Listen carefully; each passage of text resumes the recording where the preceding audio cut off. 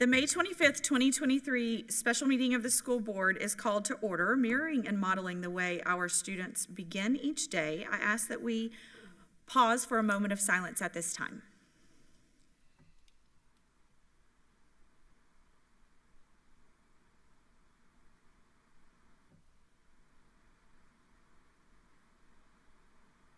Thank you. I will now read our school board motto. We are the Marion County School District Leadership Team. When we come together to work, we are efficient, effective, and productive. Our three most important characteristics are dedicated, transparent, and individually responsible. To work well together, we must demonstrate respect, confront reality, and be accountable. We will always put students first. We will leave a legacy of success.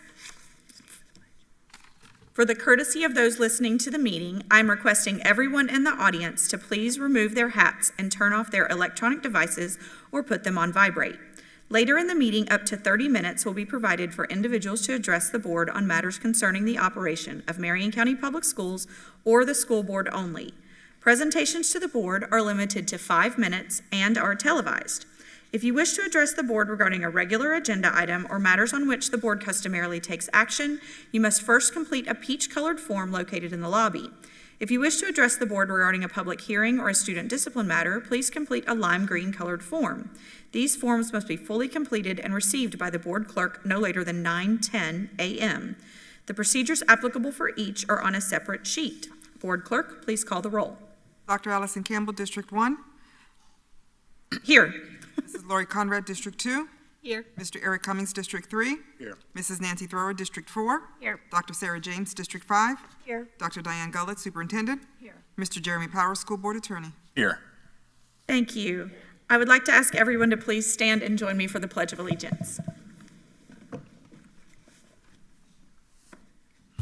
I pledge allegiance to the flag of the United States of America and to the republic for which it stands, one nation, under God, indivisible, with liberty and justice for all.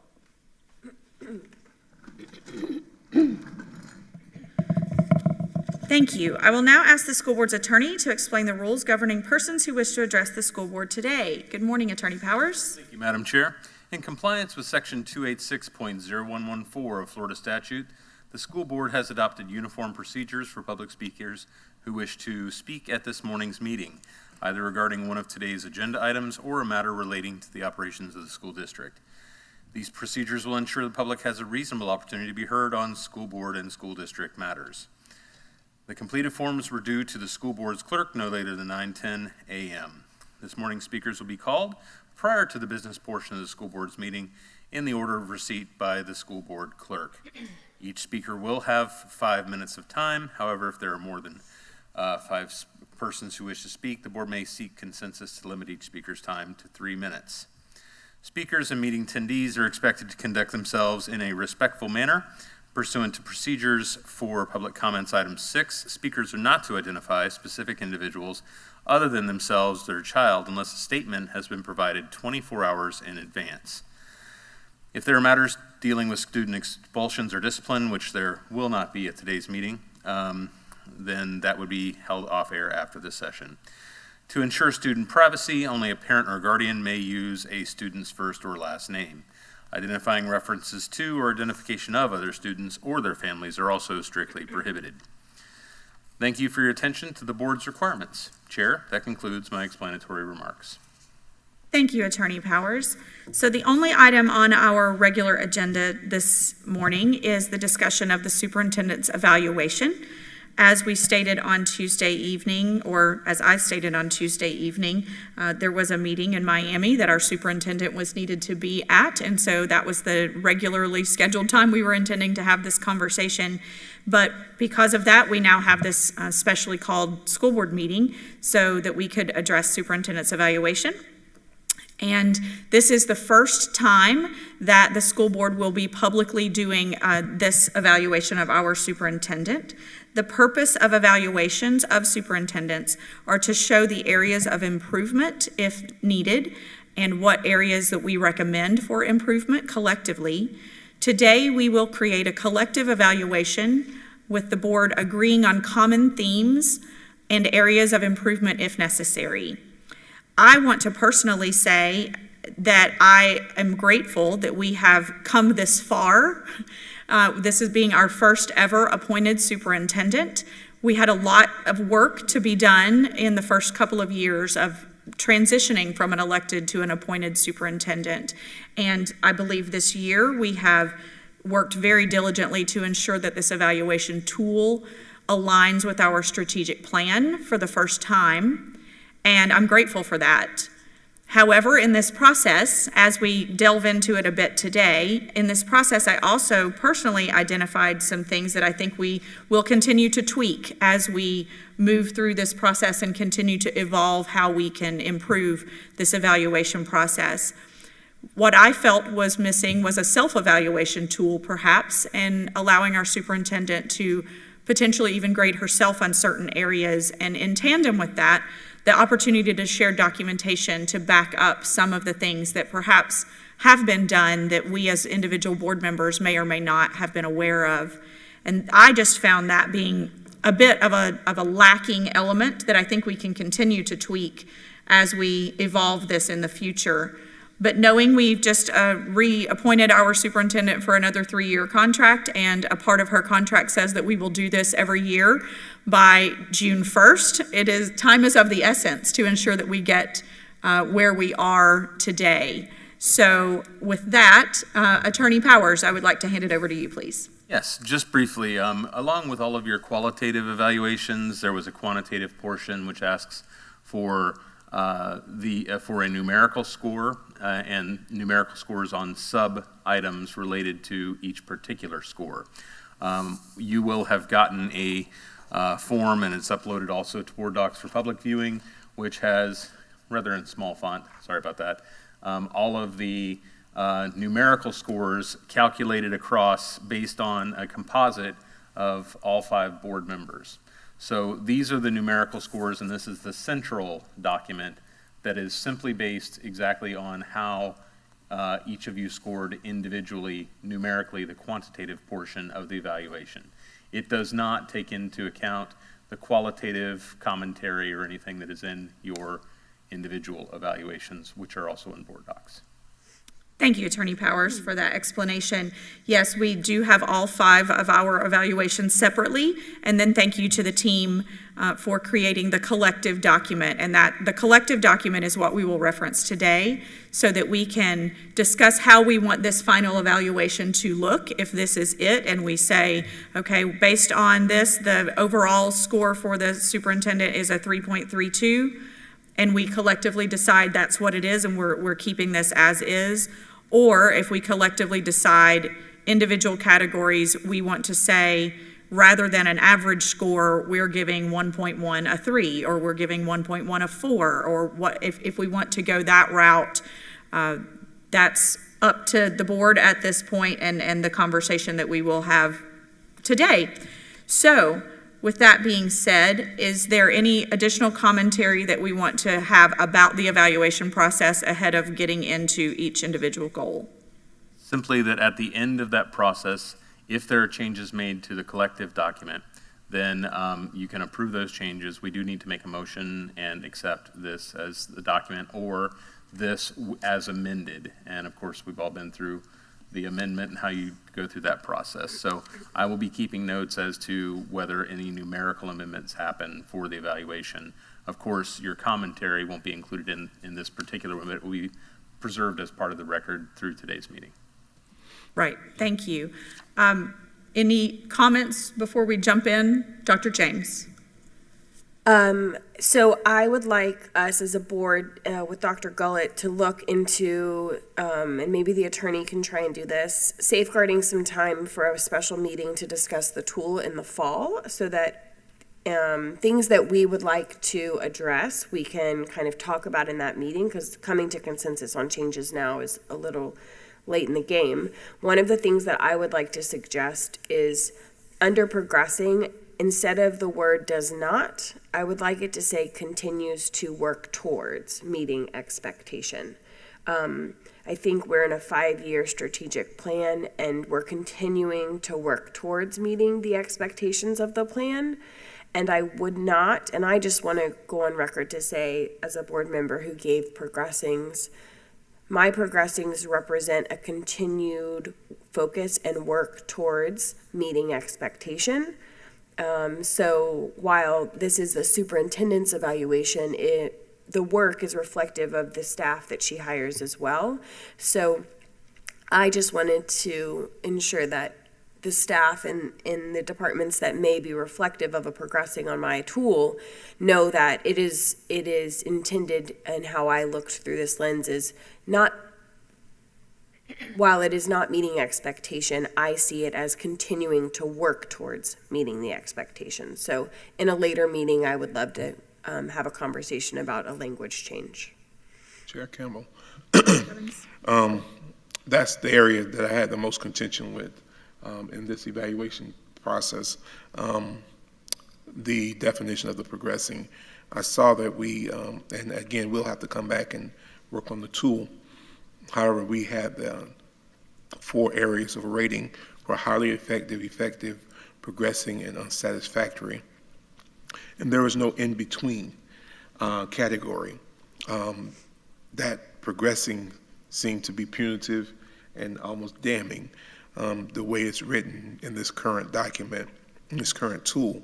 So I explained in my notes why I would choose 2, 3 at the same effective progressing, because I felt there should be a middle ground. Because progressing, in my opinion, does not mean that that something's wrong. It means that we're moving towards something, and it's moving in the right direction. It's moving forward. So, as Dr. James has just stated, I think we need to look at that in our tool when we come back, and with the superintendent's approval, that we come up with either another category or something else to make it more reflective of what it is. Thank you. Vice Chair? Yes, progress is not punitive. And so for my evaluation, I refuse to use that category. It was interesting to me, and I'm looking forward to the conversation to make these adjustments, because it was interesting to me that under the category of progressing, it says needs to take corrective action. Under the category of unsatisfactory, it says needs to take corrective action. So that was a problem for me. And after much reflection, I came to the scoring that I came to, and I'm comfortable with that, and I'll be uncomfortable if we don't have a conversation to make the adjustments that we're talking about, so that we truly define what progressing is. Thank you. Ms. Conrad? I appreciate the comment on the progressing. And I looked through the lens with a growth mindset also. And I think that comes from really years and years in the classroom. It's not a negative mindset. It is a positive mindset that we are on a 5-year plan and we are moving forward. So I think that's a great clarification, and I would agree with the change to wording. Thank you. So, board, that was exactly what I had in mind, that we could all collectively have our own individual ideas as to improvements that we will see in this tool in the future. Thus, we are where we are today with the evaluation tool that we had in place for this time.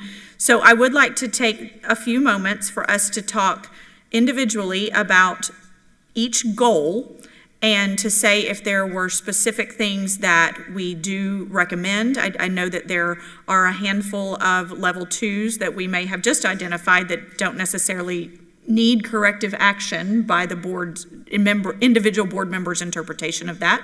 But I do want to open up the opportunity for board members to talk about certain areas in each of these goals. So I also need us to collectively determine, do we want to keep the scores the way they are and keep the average scores the way they are? Or do we want to go, and we'll need to have consensus on this, do we want to go item by item, 1.1, 1.2, and give a solid score of a 3, a 4, whatever that might look like? And that's up for conversation with the board right now that we had not determined prior to today. Madam Chair. Reverend Cummings. We've already, each of us have taken our time and had the conversations with the superintendent. Each of us individually have rated, and I think we would be doing ourselves a disjustice to go back and re-rate. We need to leave what it is. The superintendent has agreed to those. She's already signed off on every one of them. I think we just need to take the averages, and that it is what it is, and be through with it. I agree, Chair, if I may. And I also think that we all have already had private conversations with the superintendent about our ratings, and I'm not necessarily, I have no problem having a conversation about it, but I don't necessarily think it's, when a principal sits with a teacher and goes over their evaluation, they don't then have that same conversation with someone else. So they don't go to their superior and have that conversation about a teacher's rating. And so I would just offer that I don't necessarily think it's necessary or appropriate to go line by line and justify our ratings. We had private conversations with Dr. Gullett. We collectively landed and both signed our documents, and I don't know that a public conversation about those intricacies is appropriate. Attorney And Powers? let me echo. Attorney let me echo- Powers? I'm sorry. Sorry. Thank you. I just wanted to add in, when we talk about having private discussions with the superintendent, of course, what is meant was that each of you had individual conversations with the superintendent, not Yeah. that the board was Right. collectively met. Yes, sorry. Thank you. Sure. And again, just kind of, for me to be through with this, in a public setting of such, we've given the public our document, we've given the public our evaluation of the superintendent. I don't think we have to do something on air in this forum for that. I think this is it. It is what it is. Our comments are there, and they are clear and articulate. Everyone articulated what they felt, and the superintendent had a chance to respond individually with us in our private meetings. So I think that's the most appropriate way. Superintendent has a career beyond Marion County, maybe, and I believe she does. And I don't want to put something out there in the media that people will come back and use in a negative way. So I think this is the most appropriate way of handling it, the way we've already done it. Vice Chair. Thank you. I have a clarification question after saying I stand by my scores, I stand by my comments, and so I will be ready to vote. My question is are we looking at doing an overall average score of all of our scores to come up with one score? Because to me, that just sounds like an amalgamation and a dilution of what each of us put into this. I feel like we've said what we've said. It's public. Let's vote. Okay. Attorney Powers, can you clarify, in her contract, does it read that she will receive 1 score or 5 scores, or it doesn't specify? It does not specify. It's not. And the evaluation and the evaluation tool would specifically be, just as an evaluation tool with a student, it can be based on a large number of quantitative areas with overall qualitative analysis of what is intended or meant by that. And this document, an overall score, the more you lump things into a large group and give an overall score, it's not actually clarifying. It's diluting what the overall intention is. So if someone wants to take the time to determine exactly what is meant, or exactly what areas that there was, for example, superior performance in, they can look at that and see exactly why, which board members had, and what they had to say, and look at everything there.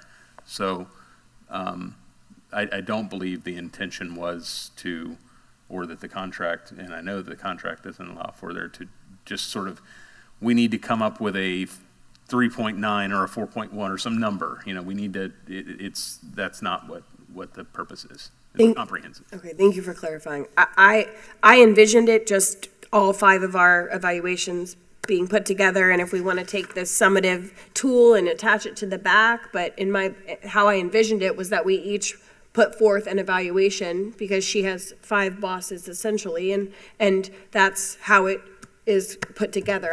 I do believe that putting it into one dilutes And also makes it, as Attorney Powers said, very hard to identify an area of strength or weakness when you're looking at one particular number. So I fully support having all 5 go forward. If we want to add a summative page, that's fine, but I think that would be more than okay for me. Thank you, Dr. James. In my conversations with Andrea Messina, as you know, doing this for the first time, I've talked with Florida School Board Association quite a bit. Andrea said you will have a collective board evaluation, right? So I believe if the board does want to move forward with including this summative document and voting collectively on a score that we have here and say this year her evaluation would include all 5 of our evaluations and the summative page, I believe that would be appropriate. Moving forward, I think that is another part of the conversation as we evolve this process, because according to Ms. Messina, the intention is that the superintendent has one board evaluation. While we collectively have information that we've contributed to that, there's one board evaluation, at least the way they recommend it to be done in other school districts around the state. Just interestingly enough, I've had several school board members reach out recently asking the question, anybody have a great tool? Because everybody's looking for the same kinds of things right now because we all want to have good evaluation documents. Can you clarify that? You've had several school board members. Several school board members from the other districts around the state. From Seminole, from Pinellas, I have to think of some, yes, thank you for the recommendation on the clarification. Several school board members from other districts that I have constant communication with have been asking for good evaluation tools as they too want to evaluate their superintendents the most effective ways they can in other school districts around the state. As I was talking about Florida School Board Association, I was thinking collectively with other school board members around other districts. So that's why my mind was in that direction. Nevertheless, yes, Vice Chair. Thank you. May I propose that we call for a vote on our individual evaluations with the attachment of the summative? If that is a motion from Vice Chair Thrower as a recommendation or a motion to approve the 5 evaluations inclusive of the summative document. Is that okay? That's a motion from Vice Chair Thrower. Second from Dr. James. Is there any additional discussion? Board Chair, can you repeat that motion to approve? Vice Chair, do you want to say the motion? Powers, yourself. Motion to approve the individual evaluations and the attachment of the summative document. Thank you. Discussion. I do have a question, and it's for the superintendent. Is she fine with it being done that way versus, we need to hear from her. It's her evaluation as well. Dr. Gullett. Thank you. And forgive my speech. As you all know, I'm suffering from an infection from dental surgery. So good morning. Yes, I'm fine with that if the board so chooses to do a collective acceptance of the summative and inclusive of the individual ratings. Thank you. Thank you. So we have a motion and a second on the floor, and just for public who may be listening and not watching, the collective tally will be a 3.32 average score. That is the collective score on a 4-point scale. That's the only item I would say from discussion standpoint. So is there any additional discussion? Call the vote. All in favor say aye. Aye. Any opposed, nay. Motion passes 5-0. Thank you so much, board, and we will continue to have conversation on how we can evolve our process and make it even better in the future. But I'm grateful that we now have moved on from that, and we will certainly have the attorney's evaluation up next. That'll be the next thing we'll be working on as board chair that we'll have coming before us in the near future. So with that, we will open it up for board comments and concerns, and I'll start with the board clerk's office. I have nothing, Board Chair. Thank you. Attorney Powers? I do have 2 items. First, I did some further research into the question that we had the other day about Benesh Consultants. I wanted to clarify that what I found was that we have two meetings. One's the 30th, one's the 31st.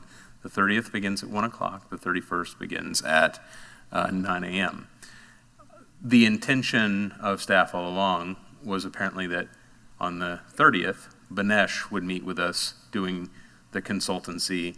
I understand that you have been reached out to for individual consultations regarding that, but then it will be a comprehensive presentation at that point, which could take anywhere from 1 to 7 hours. It depends on how interactive the board is. They will be here for that entire duration, whatever time it takes us, on the 30th. Then on the 31st, that second day was intended to be a presentation by Barb Dobbins regarding facilities, specifics of planning, short and long term, some PowerPoint presentations, and discussion. There was apparently some discussion among staff and administration that perhaps it would be nice to have Banesh come back and just simply be available for any questions about how the second layer impacts the first layer, which is why they said, well, if you want us to do that, then we can come back, and we're going to invoice us as to that. However, what Banesh has indicated, the consultant has indicated, is they are fine being available by phone at no cost to, after the end of Ms. Dobbins' presentation, you will have heard everything on the 30th from Banesh. Then on the 31st, at the end of Ms. Dobbins' presentation, if there's any question or discussion about how that impacts between those two, that they'll be available for us to have discussion with them regarding exactly what that is, and it's no additional cost if we do that. And any additional questions that arise. So that's as to the first. Now, both the 30th and the 31st, those have been previously advertised and for those time frames. So we would have to pull them and re-advertise them at another date if we chose to do anything differently than that. But of course, I seek the board's guidance as to what the board would like what to do. If that's acceptable or not, or this is the information I have. Vice Chair. Attorney Powers, what you just shared is absolutely fine with me. You know, everything that has been brought forward to me just confirmed what we knew anyway a couple of years ago. The wheels of government grind frustratingly slowly. I appreciate and understand that we couldn't do anything without this impact fee study. I also appreciate and understand that we couldn't ask for it really much sooner because there wasn't enough going on to justify it. But now that we have those pieces in place, I say let's go. And as a board, I think all of us, even if you weren't on the board previously, are well aware through the community of the conversations that have been occurring over the past few years, all of the different alternatives that we have looked at and discarded. So I look forward to a very robust, targeted, and intense conversation, and let's get some things moving, for God's sake. That's all I have. Thank you, Vice Chair. Dr. James? I think that's a perfectly fine solution. I draw a question and awareness to why we had to be presented to add more money if we're supposed to be good stewards of our money, and that was a solution. Why were we being asked to spend more money? And that is a question I will leave to staff to answer. But if this was the solution, why did we even have to be asked in the first place? Understood. Vice Chair. And my only thing with that is that I think this board has been pretty reliable in going very deep into conversations, and that there was a chance that this board would have been miffed if we had more that we wanted to discuss and the availability wasn't there. So it was important to, in my mind anyway, to get it clarified, what is now clarified. And I don't know of any business that, does things for free and stays an extra day without charge. Maybe it would have been good if they were willing to do that. I don't know. I'm glad that we didn't have to go there. I'm much more comfortable with what has now been presented. Dr. Gullett, do you have anything to add? Yes, thank you, Madam Chair. Members of the board, again, this is not a sneer, it's just I can't really smile, so forgive me.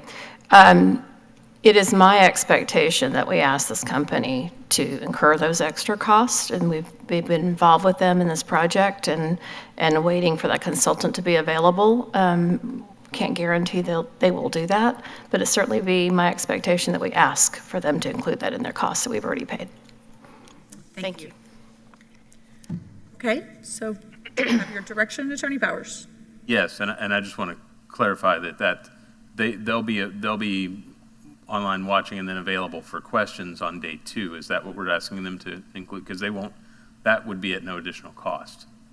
That sounds great. Yes. Okay. Terrific. All right. Wonderful Thank you. solution. The second item that I have is hopefully a happy one. As we know, Mr. Vianello has accepted the position with Charlotte County, and Mr. Vianello has inquired with him as to an actual start date. All administrative contracts tend to include clauses that allow for anywhere from a 30 to 90-day termination notice.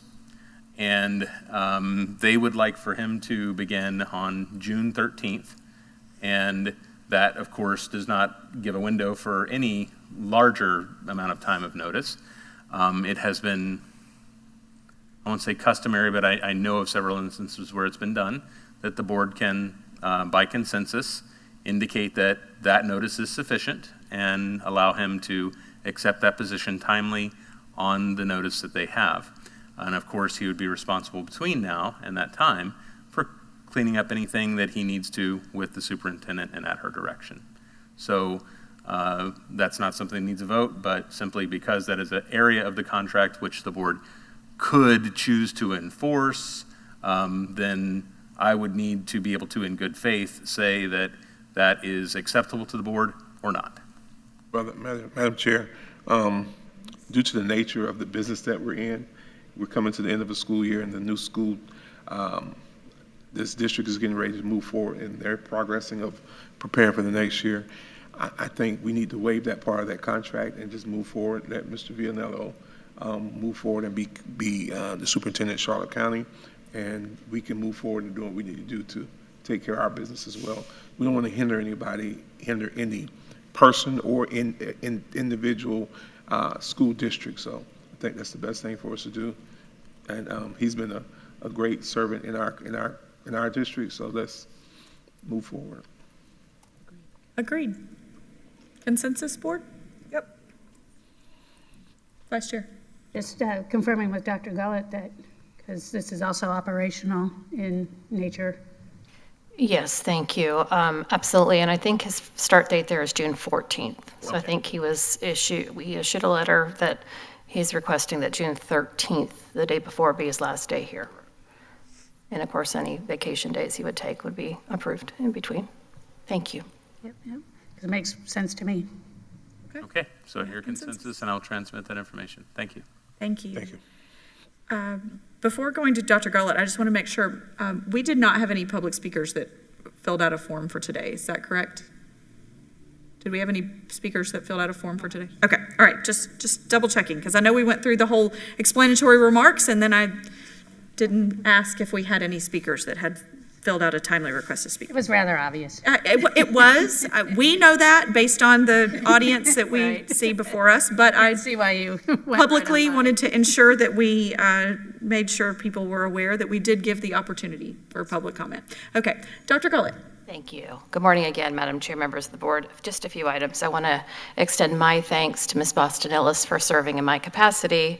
As you mentioned, I was attending the Commissioner Diaz's convening in Miami with superintendents and college presidents and university presidents in Florida. So we were working on collaboration around expanding our career dual enrollment, which we've already done. I'm actually excited to say. I shouldn't say this because it's public, but unofficially, Mr. Smallridge and I have been talking, we already doubled our numbers because of the work we started this past year in career dual enrollment, but we will continue to work with our partners in the community to expand that. So great conversation there. I want to extend my thanks as well publicly to North Marion High School baseball champions. I'm very excited about that. And of course, last but not least, to our graduates, celebrating this amazing time in their lives. So I do have a statement I wanted to read as it pertains to the evaluation, if you don't mind. Okay, thank you. And again, forgive my choppy speech here with my cheek. It's been an honor to serve Marion County Public Schools, the first appointed superintendent. The role has required leading a new governance model for the district, creating systems to recognize the need for continuous improvement, and to re-engaging the community as partners in our work to serve each and every student. As a leader who has always spent her career in the field, authentically engaging with stakeholders, I am truly grateful for the commitment of our staff and our community to deeply support the critical work that we need to do. I recognize as this has been a period of great change for the district, not to mention extraordinary times in education alone. And I'm very proud of the work that has occurred already and the willingness to move to research-based practices, evidence-based decisions, and innovative approaches necessary to address unprecedented workforce challenges. These are essential to increase student performance through a safe and productive learning environment. This year, we continued to accelerate safety plans, including additional mental health support, built a comprehensive learning path, including paid internships and advanced degree tuitions for non-instructional and instructional staff, and maintained a laser-sharp focus on essential foundational skills in our core areas to improve student performance, such as through the work we have done with literacy and college and career pathways, which now begin in the elementary grades. Our critical focus on expanding early learning, college and career dual enrollment, CTE programs, and through recognition this year as a Cambridge District of the Year demonstrates our commitment to reaching every student in Marion County. We improved on-time delivery and transportation and confronted practices that were in place yet not effective, and this has taken courage and commitment. Our community has recognized our strategic focus through renewal of the referendum for the first time in every voting precinct, and we received financial support from our legislators to expand our technical college facility to meet local workforce needs. And yet, there is still much work to be done as we outlined and achieved 2026, our 5-year strategic plan. I would like to thank the board, our staff, and community for supporting the courageous work that I know will lead Marion County Public Schools to improved outcomes for all of our students. It has truly been an honor and a pleasure for me to serve as your superintendent in this community through this historic time of transition and lead our vision of helping every student succeed. Thank you, board. Thank you, Dr. Gullett. Moving on to Dr. James. I'm just grateful that we were able to get this evaluation done by June 1st and meet the expectations of our contract with Dr. Gullett. And I look forward to our meetings and all of the time we will spend together over the next 2 weeks or so. Thanks. Thank you. Reverend Cummings. No comments. Ms. Conrad. I just have a few quick things. Thank you, Chair. I just wanted to mention, along with Dr. Gullett's evaluation, that another piece of that is that she came on during COVID, and so also it was just a very difficult time for everyone, you know, as we tried to move forward and keep students in school. So I just want to add that comment. It didn't really fit into our earlier conversation, but I feel like it was an important piece of what everyone had to work through, especially the superintendent in leading us.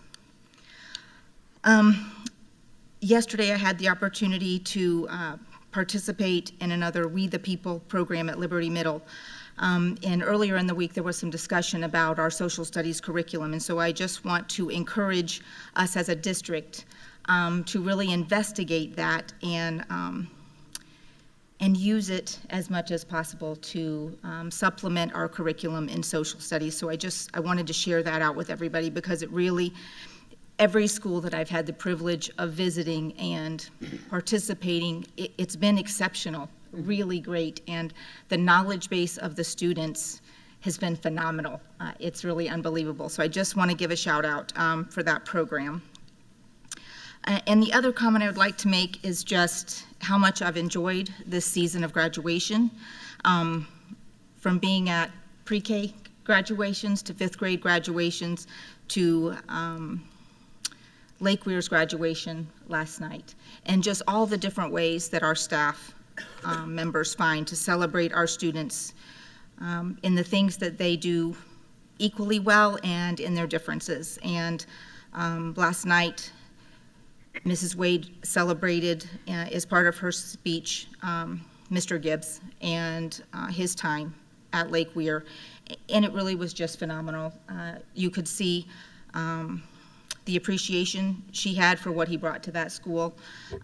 You could also see the relationship that she has with her students at Lake Weir, and been able to see that at every graduation, and every principal celebrates different and knows their students in a different way. And so I'm just grateful to be a part of that celebration, and just remind our students we have one more day. You know, make the best choices that you can. I know everyone's looking forward to summer. Keep up the good work and enjoy the next several weeks. Thank you. Thank you, Ms. Conrad. Vice Chair Thrower. Thank you. You know, as we continue down this road of innovation and change, it truly is my prayer that our passion for what we do and our strong personalities continue to be our greatest strengths as leaders. So that's my prayer. And We the People is just a great example of that. The passion and the relationships that it takes to salvage things that could have easily been lost through the pandemic and not being able to be together, because that's what We the People is all about, you know, being together. And I could not be more grateful to Buddy Oswald and Paul Ouellette. It literally was a breakfast at Wolfie's that brought that back to my attention and helped just reignite, and look where it's going. And it seems so simple, but it doesn't happen enough yet, I don't think. The emphasis on the value of relationships and working together. And so that's all I have for today. It's been such a fun couple of weeks. My heart goes out to the kids that will not be walking, that still have more to do, you know, to get to that point. I would encourage them to never, ever, ever give up. It's worth it. And get this done. You've already put 12 years in, or maybe even more, I don't know. So get it done and keep going on the next step. That's all I have. Thank you, Vice Chair.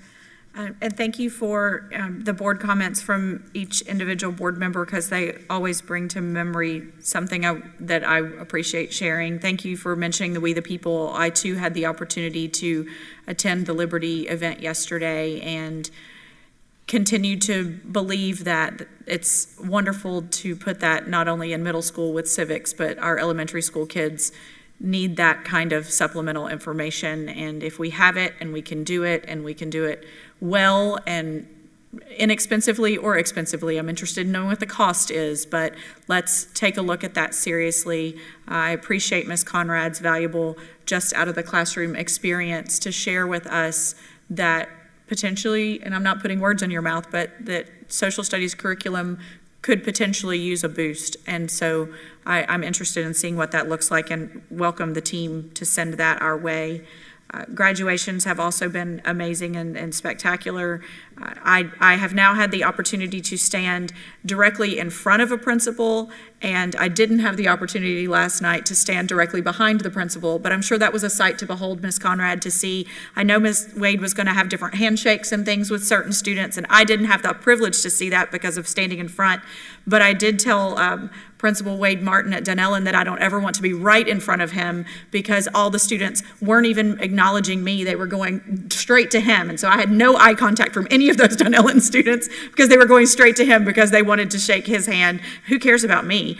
So it's been fun to interact with the principals through this process as well.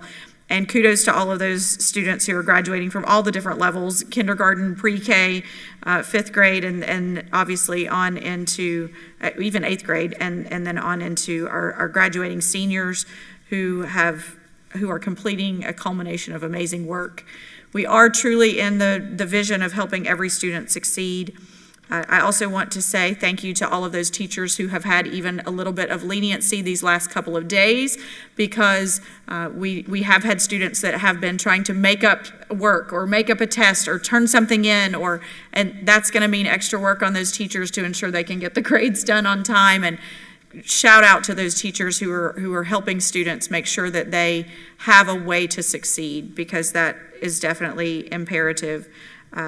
And as we head into the Memorial Day holiday this weekend, please everybody be safe. Everybody understand what Memorial Day is. That is a time not to honor those in our military currently, but a time to honor those that have paid the ultimate sacrifice for our country. And we memorialize them and honor and recognize the memory of those that have gone on and passed away in the line of duty. And with that, I believe that concludes my board comments. I do want to state, as we've already discussed, there'll be a special administrative briefing and work session scheduled on May 30th at 1 p.m. That's when we'll have Banesh come and talk to us about our impact fee study. And then the following day, we'll have a special administrative briefing and work session on May 31st, 2023 at 9 a.m. when we will hear from our district team. And with that, there being no further business, may I have a motion to adjourn? Motion to adjourn. Motion by Reverend Cummings. Second by Vice Chair Thrower. All in favor, aye. Aye. Any opposed, nay. Motion passes 5-0. Meeting adjourned at 9:47 a.m. Thank you.